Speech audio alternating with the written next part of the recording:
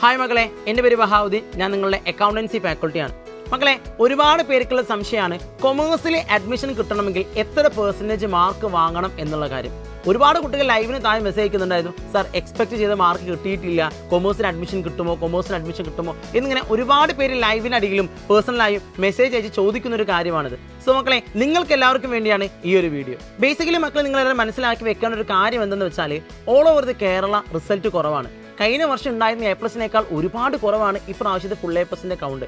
So നിങ്ങൾക്ക് ഒരാൾക്ക് മാത്രമല്ല മാർക്ക് കുറഞ്ഞിട്ടുള്ളത്, all over the Kerala result നല്ല ഡൗൺ ആണ് എന്ന കാര്യം ആദ്യം മനസ്സിലാക്കി വെക്കാം. പിന്നെ മറ്റൊരു കാര്യം, കഴിഞ്ഞ വർഷങ്ങളിലൊക്കെ 85% മാർക്ക് ഉണ്ടായിരുന്നെങ്കിലാണ് നമുക്ക് കൊമേഴ്സിന് അഡ്മിഷൻ കിട്ടിയിട്ടുണ്ടായിരുന്നത്.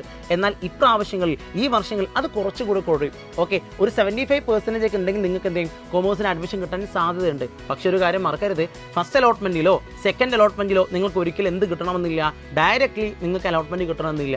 ഓക്കെ, സോ നമ്മൾ എന്ത് ചെയ്യണം, ചിലപ്പം സപ്ലിമെന്ററി അലോട്ട്മെന്റിന് ചിലപ്പോൾ നമ്മൾ വെയിറ്റ് ചെയ്ത് നിൽക്കേണ്ടതായിട്ട് വരും. സോ എനിക്ക് സീറ്റ് കിട്ടില്ല എന്ന് കരുതിയിട്ട് ആരും ടെൻഷൻ അടിക്കേണ്ട, പേഷ്യൻ്റ് ആയിട്ട് വെയിറ്റ് ചെയ്ത് സമാധാനത്തോട് കൂടി ഇരിക്കുക. സപ്ലിമെന്ററി അലോട്ട്മെന്റ് വരെ നമുക്ക് സമയമുണ്ട്. സോ നന്നായിട്ട് ചില്ലാക്കിയിരിക്കുക. All the best.